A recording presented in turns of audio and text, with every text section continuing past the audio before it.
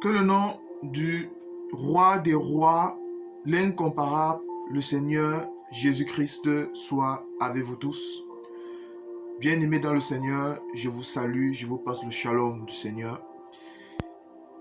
Et nous croyons que le Seigneur Jésus-Christ, roi des rois, Seigneur des seigneurs, veillera et continuera toujours à veiller sur son peuple, bien-aimé dans le Seigneur.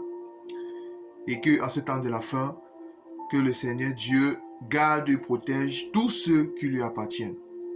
Et nous bénissons le Seigneur et nous remercions également tous ceux qui aiment cet évangile de Christ Jésus, parce que ce n'est que la parole de notre Seigneur Jésus-Christ qui nous donne la vie que nous avons besoin pour continuer notre course dans le Seigneur. Tendre Père, nous te rendons grâce pour cet instant, Seigneur. Seigneur, encore nous sommes là pour proclamer ton nom, Seigneur. Seigneur Dieu Tout-Puissant, merci pour ta parole, merci pour la vie que tu nous donnes, Seigneur. Merci parce que tu es toujours fidèle, Seigneur. Seigneur Dieu Tout-Puissant, ce temps de la fin, Papa, toi qui gardes tes enfants, Papa, tu préserves tes enfants, Seigneur. Seigneur Dieu Tout-Puissant, tu gardes ton Église, Seigneur. Seigneur Jésus, même si l'Église, il y a beaucoup de choses qui ne vont pas dans les églises. Mais nous croyons dans ta parole, tu nous as enseigné que, Seigneur, l'Église, ce n'est pas l'Église de bâtiment, Seigneur. Mais tu nous as enseigné que tu as dit dans ta parole que tu es pierre et sur ces pierres, je bâtirai mon Église. Bon, nous comprenons que la véritable Église, Seigneur Dieu Tout-Puissant, c'est ton peuple, Seigneur. C'est ce qui est constitué des pierres vivantes et même les portes du séjour de mort ne pourront point à cela. Personne ne peut détruire ton Église parce que tu l'as racheté par ton sang. Merci Seigneur Dieu Tout-Puissant. Garde tes enfants et surtout, Papa, enseigne ton peuple selon ton bien vouloir. Amen. Alors, bien-aimés dans le Seigneur, aujourd'hui, notre enseignement aujourd'hui à la lumière des Écritures, nous allons parler de la différence qu'il existe entre le jour du Seigneur et le jour de l'Éternel, bien-aimés. Bon, nous allons voir le jour du Seigneur et le jour de l'Éternel. Nous allons comprendre que c'est pas pareil. C'est pas pareil. Le jour du Seigneur, en d'autres termes, l'avènement du Seigneur, c'est pas la même chose que le jour de l'Éternel. Le jour du Seigneur, ça correspond à quoi? Ça correspond à l'enlèvement de l'Église. C'est ça le jour du Seigneur. Le jour du Seigneur, ça concerne l'Église, bien aimé. Mais alors que le jour de l'Éternel, ça ne concerne pas l'Église. Ça ne concerne pas l'Église. Le jour de l'Éternel, c'est le jour où Dieu doit frapper le monde. C'est le jour où la colère de Dieu doit se déverser sur le monde. En d'autres termes, les 7 coupes de la colère de Dieu. C'est ça le jour de l'Éternel. Bon, le jour de l'Éternel, ça serait un jour de ténèbres. Ça serait un jour où Dieu va détruire tous les pécheurs, où la colère de Dieu, les calamités, les 7 coupes de la colère de Dieu, tel qu'il a été décrit dans Apocalypse, bien-aimé, doit se déverser sur la terre. Déjà, nous allons commencer à donner une écriture, bien-aimé. Nous allons prendre une écriture pour comprendre ce que nous disons. Nous allons commencer d'abord par le jour du Seigneur. En d'autres termes, l'avènement du Seigneur. Nous allons prendre 2 Thessaloniciens chapitre 2, bien-aimé, à partir pour le verset 1er. 2 Thessaloniciens chapitre 2, à partir du verset 1er. Pour ce qui concerne l'avènement de notre Seigneur Jésus-Christ et de notre réunion avec lui, nous vous prions, frères, de ne pas vous laisser facilement ébranler dans votre bon sens, et de ne pas vous laisser troubler, soit par quelque inspiration, soit par quelques paroles, ou par quelques lettres qu'on dirait venir de nous, comme si le jour du Seigneur était déjà là, bien-aimé. Bon, ici, la parole de Dieu nous dit que en ce qui concerne l'avènement de notre Seigneur Jésus-Christ, en d'autres termes, le jour du Seigneur, et de notre réunion avec lui. Bon, nous comprenons que l'avènement de notre Seigneur, c'est-à-dire le retour du Seigneur, le jour du Seigneur, ça consiste à, c'est notre réunion avec le Seigneur. C'est la réunion avec le Seigneur. Mais quand doit avoir lieu cette réunion? Nous allons prendre une écriture dans 1 Thessaloniciens chapitre 1 Thessaloniciens 4.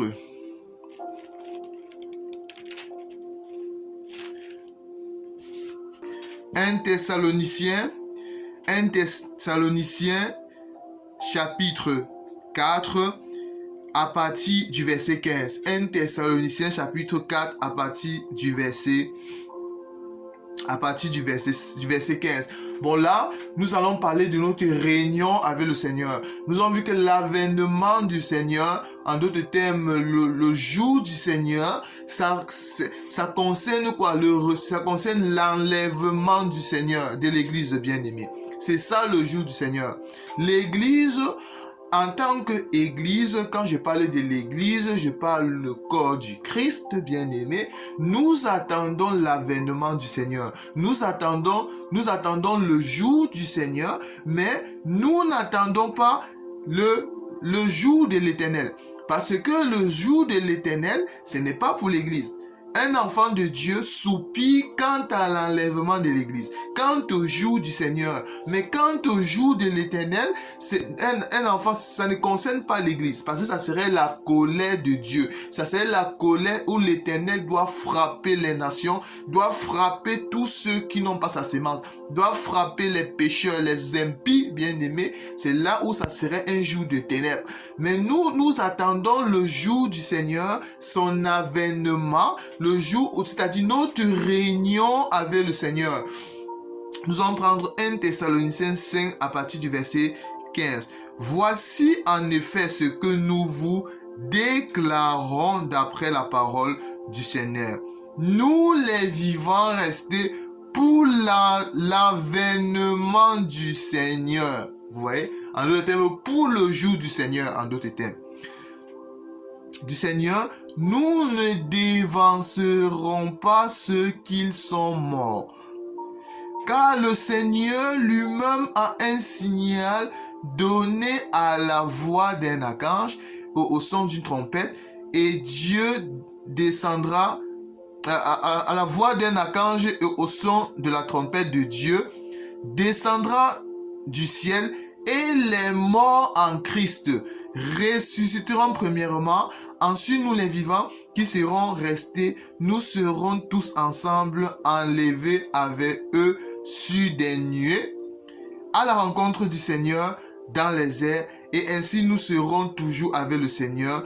Consolez-vous donc les uns des autres avec ces paroles. Bon, ici nous voyons que l'avènement du Seigneur, c'est l'enlèvement de l'Église, bien-aimé. C'est l'enlèvement de l'Église. Le jour du Seigneur, c'est égal à l'enlèvement de l'Église.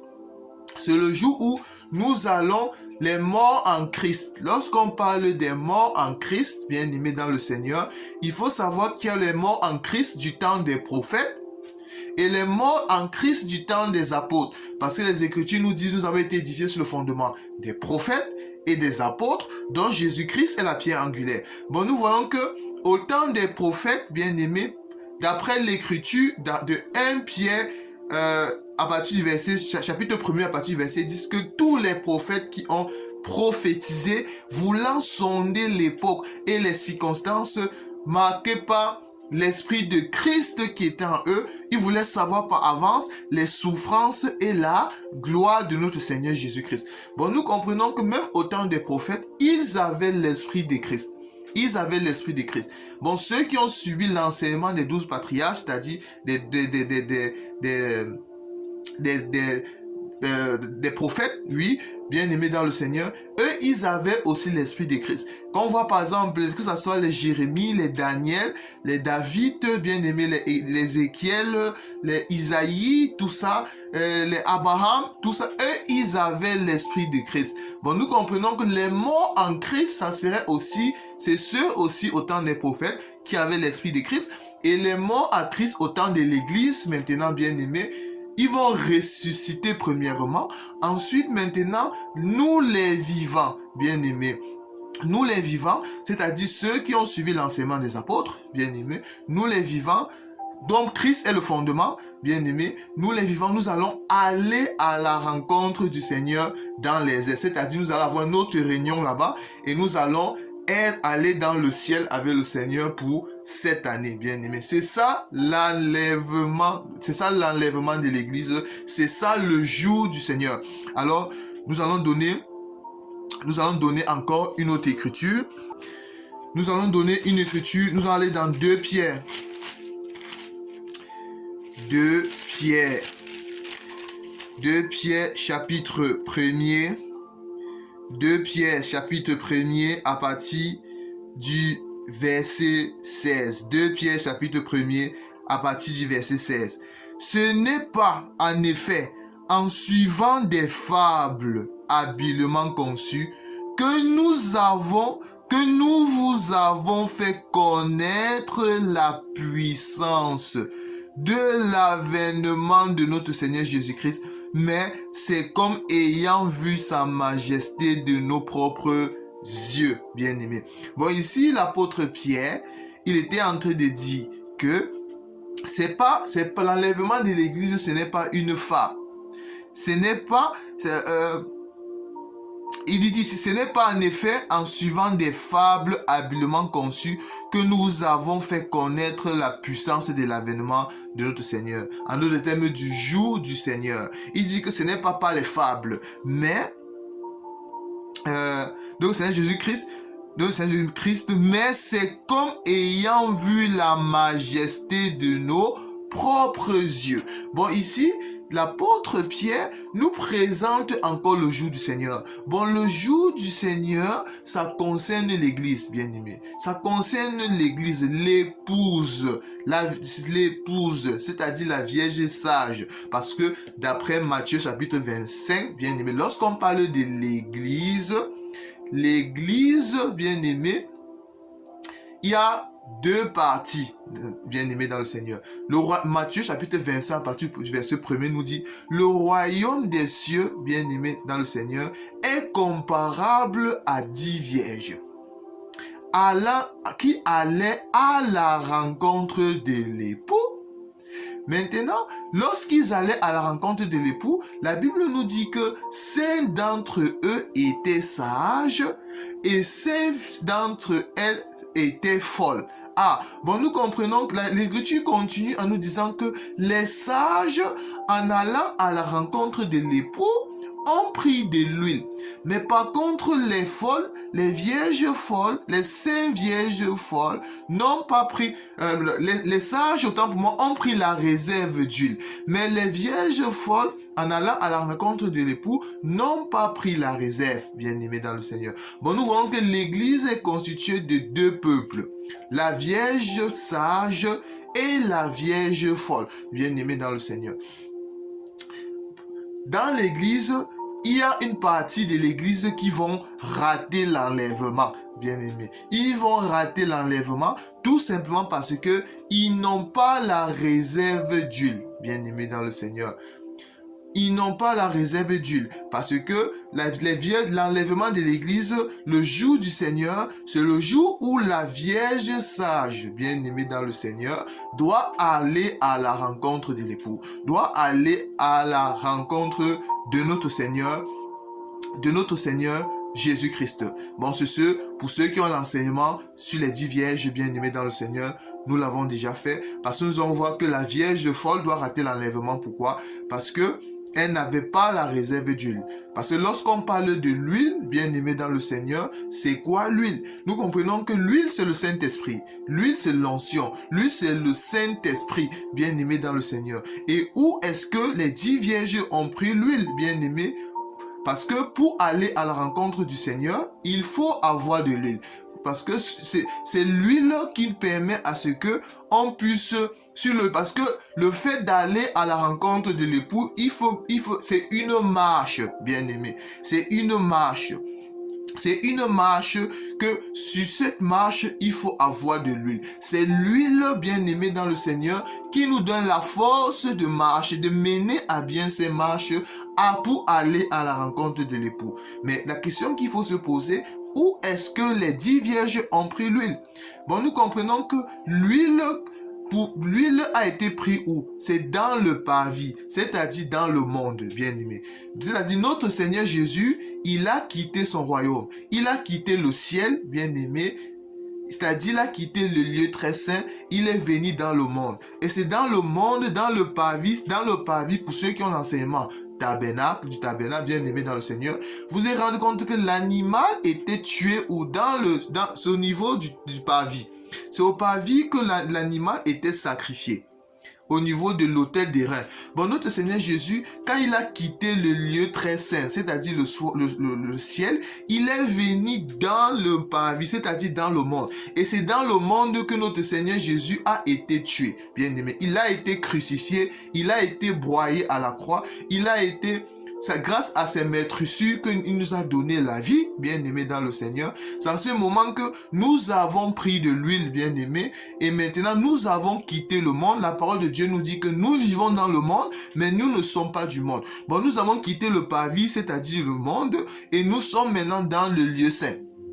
Et c'est dans le lieu saint qu'on attend l'époux, bien aimé. Bon, quand notre Seigneur Jésus doit venir pour son avènement, sur le jour du Seigneur, il ne viendra plus chercher son épouse dans le monde ou dans le parvis, non, mais c'est dans le lieu saint qu'il va prendre son épouse. Mais la vierge folle, autant pour moi, doit rater l'enlèvement. Pourquoi? Parce que quand elle n'avait plus la réserve d'huile, elle a dit à la Vierge sage que donnez-nous un peu de votre huile. Mais la Vierge sage a dit que nous n'en avons pas aussi assez. Bon, ce qui va faire que la Vierge folle rate l'enlèvement, c'est qu'ils vont quitter le lieu saint pour aller dans le parvis, bien aimé dans le Seigneur. Maintenant, quand l'époux, la Bible nous dit qu'au milieu de la nuit, on a dit voici l'époux, allez à sa rencontre, bien aimé dans le Seigneur. Bon, c'est un enseignement qu'on a déjà donné, bien aimé dans le Seigneur.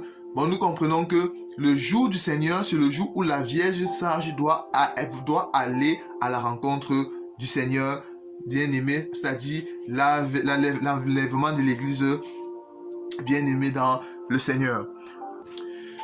Nous allons prendre une autre écriture. 1 Thessaloniciens 5 à partir du verset 23. 1 Thessaloniciens 5 à partir du verset 23. Qu'est-ce qu'il est dit? Alors, que le Dieu de paix vous sanctifie lui-même tout entier, et que tout votre être, l'esprit, l'âme et le corps, soit conservé irrépréhensible lors de l'avènement de notre Seigneur Jésus-Christ. Celui qui vous a appelé est fidèle et c'est lui qui le fera. Bon, ici, l'apôtre Paul nous dit que votre être,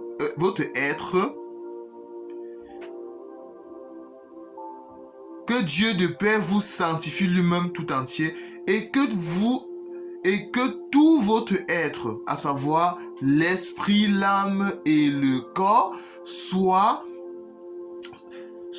conservé irrépréhensible lors de l'avènement de notre Seigneur Jésus-Christ. Bon, ici encore, on parle de l'avènement de notre Seigneur Jésus-Christ, c'est-à-dire le jour de notre Seigneur Jésus-Christ, bien-aimé, le jour du Seigneur, c'est-à-dire de l'enlèvement de l'Église.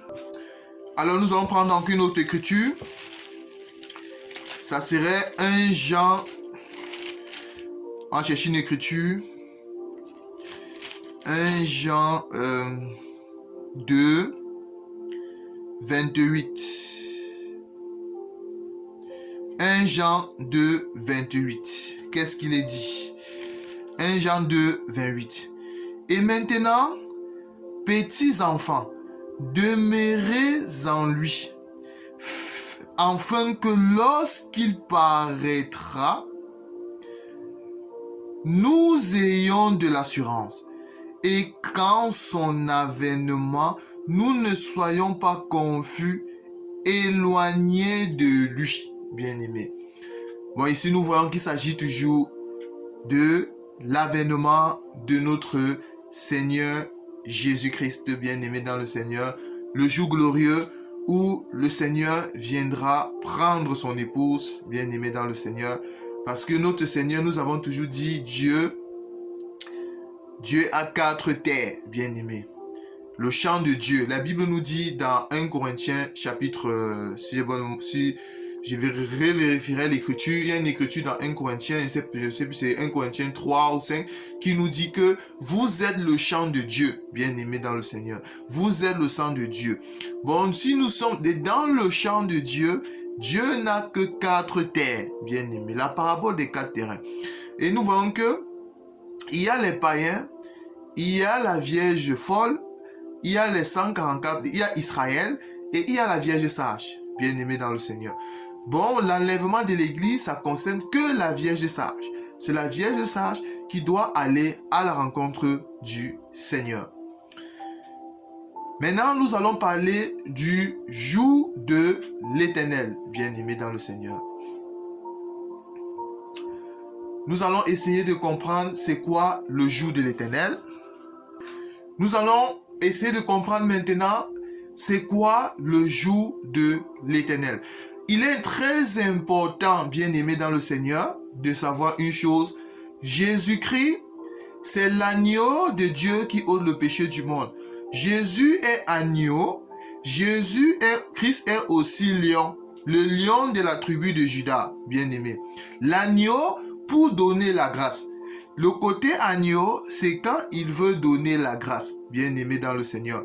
Mais le jour, là c'est pour le jour du Seigneur. Mais quant au jour de l'Éternel, Jésus-Christ qui était agneau doit devenir lion. Il doit devenir lion, bien-aimé dans le Seigneur. Bon, nous allons prendre une écriture dans Joël chapitre 2, bien-aimé. Joël chapitre 2. Joël chapitre 2. Alors, à partir du quel verset? Joël chapitre 2 à partir du verset 1er. Joël chapitre 2 à partir du verset 1er. Nous allons voir que le jour de l'Éternel, ça serait un jour terrible, bien-aimé dans le Seigneur. Ça serait un jour vraiment que les calamités qui vont se rabattre dans le monde, il n'y en aura plus jamais cela, bien-aimé. Joël chapitre 2 à partir du verset 1er. Sonnez de la trompette en Sion. Faites-la retentir sur ma montagne sainte. Que tous les habitants du pays tremblent. Que tous les habitants du pays tremblent, car le jour de l'Éternel vient, car il est proche. Jour de ténèbres, bien-aimés, jour de ténèbres et d'obscurité, jour de nuée et de brouillard, il vient comme l'aurore se répand sur les montagnes. Voici un peuple nombreux et puissant, tel qu'il n'y en a jamais eu, et il n'y en aura jamais dans la suite des âges. Devant lui est un feu dévorant, et derrière lui une flamme brûlante, bien-aimé. Bon, le jour de l'Éternel, devant l'Éternel, ça serait comme un feu dévorant, et derrière lui une flamme brûlante. Bien-aimé dans le Seigneur, le pays était épouvant comme un jardin d'Éden, et depuis c'est un désert affreux, rien ne lui échappe. a les voix, on dirait des chevaux, et ils courent comme des cavaliers.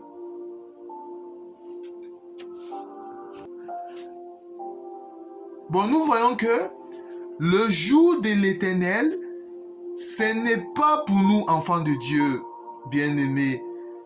Le jour de l'Éternel, c'est pas pour nous. Le jour de l'Éternel, c'est le jour où Jésus-Christ doit juger le monde, bien-aimés. C'est le jour que le Seigneur doit juger le monde. Parce que après l'enlèvement, ceux qui ont la chronologie prophétique, après l'enlèvement de l'Église, bien-aimés, va venir ce qu'on appelle la grande tribulation. Et lors de la grande tribulation, c'est-à-dire le peuple, Dieu doit permettre que la Vierge, Dieu doit permettre que l'Antéchrist, l'homme de l'impie, bien-aimé, puisse tuer la Vierge folle et les 144 000. Bien-aimés dans le Seigneur. Parce que la Vierge folle doit rater l'enlèvement, alors elle doit passer par la grande tribulation. Telle que nous allons chercher une écriture dans Apocalypse, le 5e sceau, bien-aimé. Parce que à partir déjà du 5e sceau, ça ne concerne plus la Vierge sage. Ça ne concerne plus la Vierge sage, bien-aimé. Parce que la Vierge sage serait déjà partie. Nous allons prendre une écriture. Nous allons voir ici que la Vierge folle doit passer par la grande tribulation. Apocalypse chapitre 5 à partir du verset 1er. Plus je vis dans la main droite de celui... non, c'est Apocalypse... c'est plutôt Apocalypse chapitre 6, autant pour moi. À partir du verset 9. Apocalypse chapitre 6 à partir du verset 9. Quand il ouvrit le 5e sceau, je vis sous l'autel les âmes de ceux qui avaient été immolés à cause de la parole de Dieu et à cause du témoignage qu'ils avaient reçu. Ils criaient d'une voix forte en disant: jusqu'à quand, Maître saint et véritable, tardes-tu à tirer vengeance de notre sang sur les habitants de la terre? Une robe blanche leur fut donnée à chacune d'eux, et il fut dit de se tenir en repos quelque temps encore, jusqu'à ce que soit complet le nombre de leurs compagnons de service et de leurs frères qui devaient être mis en mort comme eux, bien-aimés dans le Seigneur. Bon, ici, il s'agit de quel peuple qui ont été immolés, qui étaient sous l'autel. Parce que lorsqu'on parle de sous l'autel, il s'agit ici là, c'est-à-dire il s'agissait plus des hommes. En fait, il s'agissait ici quand on dit des âmes, c'est-à-dire ils avaient déjà été tués, bien-aimés dans le Seigneur. Mais ils criaient vengeance. Ils ont dit à Dieu que jusqu'à quand t'as de tout à juger notre sang? Dieu a dit que non.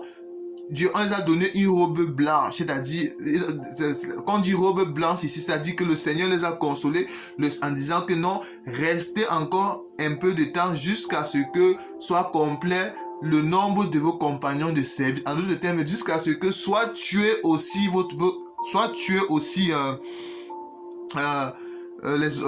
on lit l'écriture, les compagnons de service et leurs frères, bien aimés, c'est-à-dire soit tuer aussi les autres qui étaient encore sur la terre. Nous comprenons qu'il s'agit ici de la Vierge folle, bien aimée, parce que la Vierge folle a raté l'enlèvement, bien aimée dans le Seigneur, alors elle va passer par la grande tribulation. Elle passe par la grande tribulation, et ici, lorsque les Écritures disent que jusqu'à ce que soit complet le nombre de leurs compagnons de service et de leurs frères qui devaient être mis à mort. Qui étaient les compagnons de service de la Vierge folle ici et de leurs frères? Il s'agit ici de qui? Il s'agit ici là des deux prophètes bien-aimés, après avoir scellé les 144 000 bien-aimés par le sceau de Dieu. Ils vont aussi être immolés, ils vont aussi mourir. Maintenant, quand ils vont mourir, bien-aimés dans le Seigneur, c'est-à-dire, sachant que la Vierge sage avait déjà été enlevée, les vierges folles ont passé les 144 000 ont passé la grande tribulation. Ils ont été tués à cause de notre Seigneur Jésus-Christ. Apocalypse, la suite maintenant c'est Apocalypse chapitre 8 à partir du verset 1er. Quand il ouvrit le 5e sceau, il eut dans le ciel un silence d'environ une demi-heure, bien aimé. Bon, quand tout le peuple de Dieu ont été tués, c'est-à-dire d'abord la Vierge sage a été enlevée lors de l'enlèvement de l'église, mais le reste du champ de Dieu, bien aimé, c'est-à-dire la Vierge folle et les 144 000, ils ont été tués. Il n'y avait plus personne. Lorsque la Bible parle du silence d'une demi-heure, bien aimé, demi-heure, c'est-à-dire qu'il n'y avait plus personne pour envoyer, pour prier le Seigneur sur la terre. Il n'y avait plus de prière des saints qui montaient jusqu'à Dieu. Parce que si nous continuons la lecture, avant d'expliquer le silence d'une demi-heure, Ézévit les 7 anges qui se tenaient devant Dieu, et les 7 trompettes leur furent données. Et un autre ange vint et s'éteint sur l'autel, ayant un encensoir d'or. On lui donna beaucoup de parfums, afin qu'il les offre avec les prières de tous les saints sur l'autel d'or qui est devant le trône. Bon, nous comprenons que la prière des saints, bien aimés, ça monte devant le trône, sur l'autel d'or, devant le Seigneur. Bon, la prière des saints, c'est comme un parfum. Mais quand tout le peuple, la Vierge folle, les 144 000 ont été tués, bien aimés, il n'y avait plus personne pour envoyer, pour prier le Seigneur. Puis il n'y avait plus de parfum qui montait devant Dieu. C'est là maintenant que le Seigneur s'est mis en colère. C'est là maintenant que va commencer ce qu'on appelle le jour de l'Éternel. Dieu va dire maintenant, comme il n'y a plus mes enfants sur la terre, en ce moment, je vais frapper le monde. D'où ce qui nous renvoie à ce qu'on appelle les 7 coupes de la colère de Dieu. C'est ce qu'on appelle le jour de l'Éternel, bien aimé. Le jour de l'Éternel, ça serait un jour de ténèbres. Ça serait un jour que Dieu va frapper le monde entier. Dieu va dire, quand vous avez détruit mes enfants, quand vous avez tué mes enfants, en ce moment, je vais vous frapper. Il va y avoir ce qu'on appelle les calamités qui vont se déverser sur la terre. Ce qu'on appelle la colère, bien aimé. La colère ardente de Dieu qui va se déverser sur cette terre.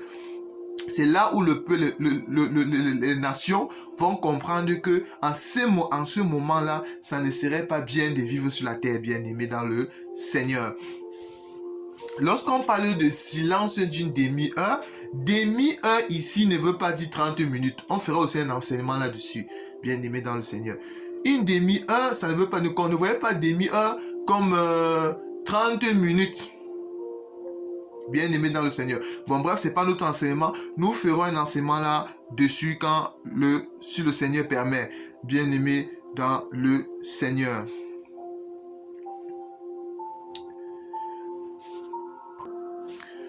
Alors, nous allons prendre aussi une écriture qui va se trouver dans Amos 5, 18 à 20.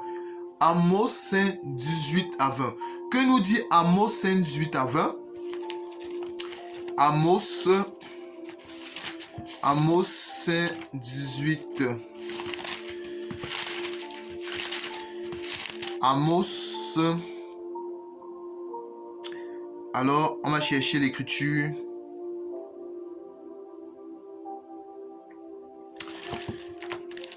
Amos 5, 18 à 20. Ça nous dit, malheur à ceux qui désirent le jour de l'Éternel. Malheur à ceux qui désirent le jour de l'Éternel. Qu'attendez-vous du jour de l'Éternel?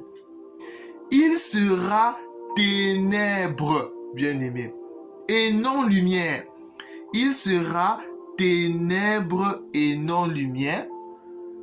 Vous serez comme un homme qui fuit devant un lion. J'aime beaucoup l'écriture, bien aimé. J'aime tellement cette écriture. Vous serez comme un homme qui fuit devant un lion et que rencontre un loup, bien-aimé, et que rencontre un loup qui gagne sa demeure, appuie sa main sur les murailles. Et que mord un serpent. Et que mord un serpent. Le jour de l'Éternel n'est-il pas ténèbres ou lumière? N'est-il pas obscur et sans éclat? Bien-aimé. Bon, là, c'est le jour de l'Éternel. La Bible nous apprend, la parole de Dieu nous apprend ici, la malheur à ceux qui désirent le jour de l'Éternel. Qu'attendez-vous du jour de l'Éternel? Ça sera un jour ténèbres et non lumière, bien-aimé dans le Seigneur. Ça sera qu'un homme qui fuit un lion, bien-aimé dans le Seigneur. Bon, le jour de l'Éternel, ça c'est un jour ténèbres. C'est le jour où Dieu doit frapper le... Nous allons aller dans l'Apocalypse 16, nous allons voir. Le jour de l'Éternel, c'est un jour de ténèbres, bien-aimé.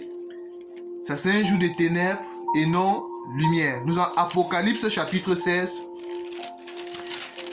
à partir du verset... Apocalypse chapitre 16, à partir du verset 1er. Et j'ai entendu une voix forte qui venait du temple et qui disait aux 7 anges, allez et versez sur la terre les 7 coupes de la colère de Dieu, bien-aimé. Les 7 coupes de la colère de Dieu. Parce que les enfants de Dieu, ceux qui vont rater l'enlèvement, la Vierge, il y a une partie du champ de Dieu qui doit rater l'enlèvement. C'est-à-dire, comme nous avons dit tout à l'heure, la Vierge folle et les 144 000. Bien-aimés. Ils vont passer par la grande tribulation. Bon, Dieu va permettre que l'homme de l'impie les tue. Qu'il soit tué par l'homme de l'impie. Mais par contre, il n'y a aucun enfant de Dieu qui verra la colère, le jour de l'Éternel. Il n'y a aucun enfant de Dieu qui verra le jour de l'Éternel.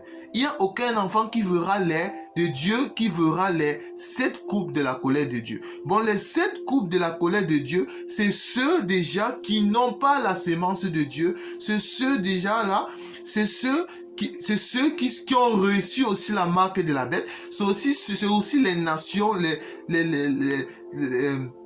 il s'agit aussi des hommes, comme on a dit tout à l'heure, qui ne sont pas de Dieu, bien-aimés. Les hommes, les impies, bien-aimés. Les hommes pécheurs, c'est eux-là qui vont recevoir ce qu'on appelle les coupes de la colère de Dieu. Bon, nous n'allons pas tout lire le chapitre, vous pourrez le lire chez vous, mais on va continuer quand même. Le premier alla et y versa sa coupe sur la terre, et les huissiers malins et douloureux frappa les hommes qui avaient la marque de la bête et qui adoraient son nom. Bon, nous voyons que les premières victimes du jour de l'Éternel, de la colère de Dieu, c'est ceux qui vont recevoir la marque de la bête.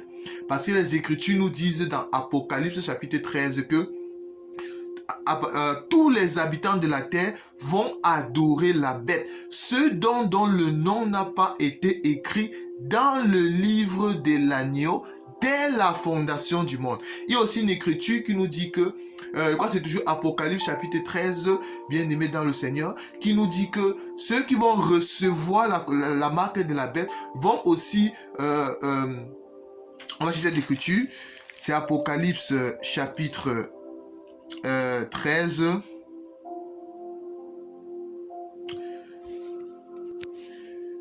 Apocalypse chapitre 14 plutôt. Apocalypse chapitre 14 à partir du verset 10. Il boira aussi... Bon, commençons à partir du verset 9.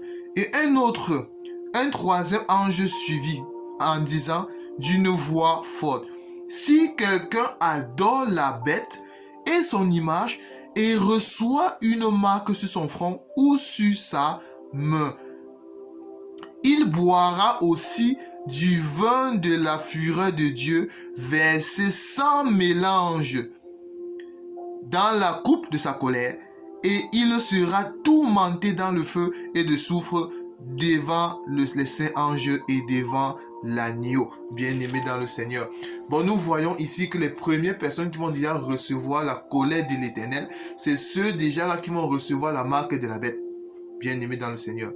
C'est ceux qui vont recevoir la marque de la bête, bien-aimé, ils vont être tourmentés. Le second verset, Apocalypse 16, verset 2, le second verset, ça coupe dans la mer et elle devint du sang comme celui d'un mort. Et tous les êtres vivants moururent tous ce qui est dans la mer. C'est la même chose que Moïse avait fait. Bon, je ne sais pas. Le troisième verset, ça coupe dans le fleuve et dans les sources d'eau et il devint du sang. Et j'attendis l'ange des eaux qui disait, tu es juste, toi qui es et qui étais, et tu es saint parce que tu exerces ce jugement. Car ils ont versé le sang des saints et des prophètes, et tu leur as donné du sang à boire, ils en sont dignes. Et j'attendis l'autel qui disait, oui Seigneur Dieu Tout-Puissant, tes jugements sont véritables et justes. Et le quatrième verset, ça coupe sur le soleil. Et il ne fut plus donné de brûler les hommes par le feu. Bien aimé. De brûler les hommes par le feu. Bon, le soleil qui va brûler en ce temps-là, lors de la colère du jour de l'Éternel, la colère de l'Éternel par le feu. Et les hommes furent brûlés par une grande chaleur, et ils blasphémaient le nom de Dieu qui a l'autorité sur ces fléaux, et il ne se repentit pas pour lui donner gloire. C'est normal.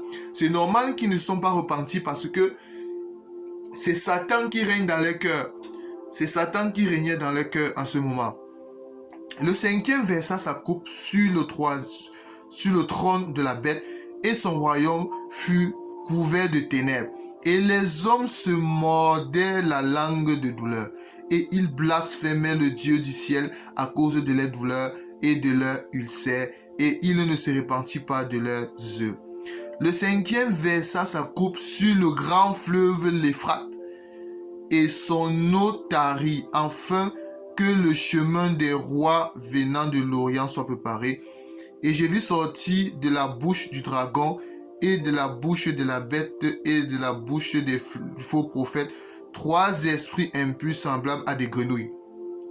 Ce sont des esprits de démons qui font des prodiges et qui vont vers les rois de toute la terre afin de rassembler pour le combat du grand jour du Dieu Tout-Puissant.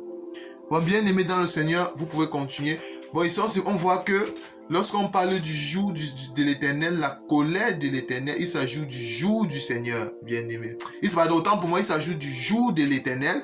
Ça serait un jour de ténèbres, bien aimé. La colère de l'Éternel, le jour de l'Éternel, il s'agit des 7 coupes de la colère ardente de Dieu qui va se verser sans mélange pour punir, pour frapper tous ceux qui ont tué ses enfants, pour frapper tout le monde, tous ceux qui n'ont pas sa sémence et qui ont reçu également la marque de la bête. Nous allons prendre une autre écriture, bien aimée dans le Seigneur, qui va se trouver dans Jérémie chapitre 46, verset 10. Jérémie chapitre 46 à partir du verset 10. Ce jour est au Seigneur, à l'Éternel des armées. C'est un jour de vengeance où il se venge de ses ennemis. L'épée dévore, elle se rassasie, elle s'enivre de leur sang. Car il y a des victimes du Seigneur, de l'Éternel des armées, au pays du septentrion, sur les rives de l'Euphrate. Bien-aimés dans le Seigneur. Bon, bien-aimés dans le Seigneur, il y a beaucoup d'écritures que nous pouvons donner. Bon, en résumé de tout ce que nous avons dit, nous avons montré que lorsqu'il y a la différence entre le jour du Seigneur et le jour de l'Éternel. Le jour du Seigneur, ça concerne l'Église, bien-aimée dans le Seigneur, l'enlèvement de l'Église, où l'époux va venir chercher son épouse, bien-aimée dans le Seigneur. Alors que le jour de l'Éternel, il s'agit d'un jour de ténèbres et non un jour de lumière. C'est le jour où le Seigneur va frapper le monde, c'est-à-dire tous ceux qui n'ont pas sa sémence, tous ceux qui ont pris la marque de la bête. C'est le jour où Dieu, le Seigneur, va frapper. Ça sera aussi la fin du monde, bien-aimé, où Dieu va juger le monde, bien-aimé. Où notre Seigneur Yahushua, qui dans le temps de la grâce que nous vivons maintenant, est agneau, mais un moment arrive, bien-aimé dans le Seigneur, où il sera lion, bien-aimé dans le Seigneur, et il va juger le monde, bien-aimé dans le Seigneur. Et ce jour, c'est ce qu'on appelle les 7 coupes ardentes de la colère de Dieu qui va se déverser sans mélange, bien-aimé, sur la surface de la terre, bien-aimé, sur ce monde, bien-aimé dans le Seigneur, où notre Seigneur va montrer que c'est lui qui est le Seigneur des Seigneurs, bien-aimé dans le Seigneur. Bon, c'est très important de voir ces choses-là, bien-aimé. Et c'est toujours notre Seigneur Jésus-Christ qui est l'Éternel des armées, Yahweh Tsevaot, le Seigneur des armées, bien-aimé dans le Seigneur. Bon, notre Seigneur Jésus qui va d'abord mettre sa femme, bien-aimé. Il va d'abord protéger sa femme, c'est-à-dire son épouse. Après, son épouse ne verra pas sa colère. Son époux ne verra pas sa colère. C'est après avoir mis en sécurité sa femme qui doit frapper le monde. Nous allons nous arrêter là. Merci Seigneur Jésus pour cette parole, Seigneur. Seigneur Jésus, permets que nous nous préparons d'avance, Seigneur. Parce que, Seigneur Jésus, tu viens bientôt, Seigneur. Ce n'est que ta parole, Seigneur Jésus, ton enseignement, Seigneur Jésus. Tu as dit dans ta parole que je ne vous laisserai pas orphelins, Seigneur. Tu es toujours avec nous, Seigneur. Tu ne nous abandonnes pas, Seigneur Jésus. Par ta grâce, Papa Yahweh, permets que nous soyons toujours humbles, Seigneur. Nous puissions toujours nous soumettre à ta parole, Seigneur. Avoir le respect pour les autres, Seigneur. Seigneur Jésus, accompagne-nous dans tout ce que nous allons faire, Papa Yahweh. Nous qui sommes le peuple, Seigneur Jésus, qui préférons passer les tribulations maintenant, enfin, Papa Yahweh, d'atteindre la maturité et aller en l'enlèvement avec toi, Seigneur Jésus, quand tu viendras nous chercher, Seigneur. C'est pour ça, Seigneur Jésus, ta parole déclare que celui qui est saint se sanctifie encore, que celui qui est souillé se souille encore, Seigneur. Seigneur Jésus, par ta grâce, nous voulons être le peuple, Seigneur, qui nous sanctifions encore et encore davantage, Papa Yahweh, afin que quand tu reviendras, nous soyons cette femme, Seigneur, Seigneur Dieu Tout-Puissant, afin que nous puissions aller avec toi, Seigneur. Bénis tous mes frères et sœurs, bénis tous ceux, Seigneur Jésus, qui aiment cet évangile, ton évangile, Seigneur, dont tu es la pierre angulaire, Seigneur Dieu Tout-Puissant. Et surtout, visite ceux qui n'ont pas encore rencontré ta parole, Seigneur. En ton Fils, nous t'avons ainsi prié, au nom de ta grandeur et ta toute-puissance en Christ Jésus. Amen. Shalom, bien-aimés dans le Seigneur, à la prochaine. J'espère que vous allez tous, j'espère que le Seigneur Jésus vous visitera et visitera vos familles. Portez-vous bien. Shalom, shalom. Maranatha, notre roi de gloire, revient bientôt, l'incomparable grand maître que nous avons.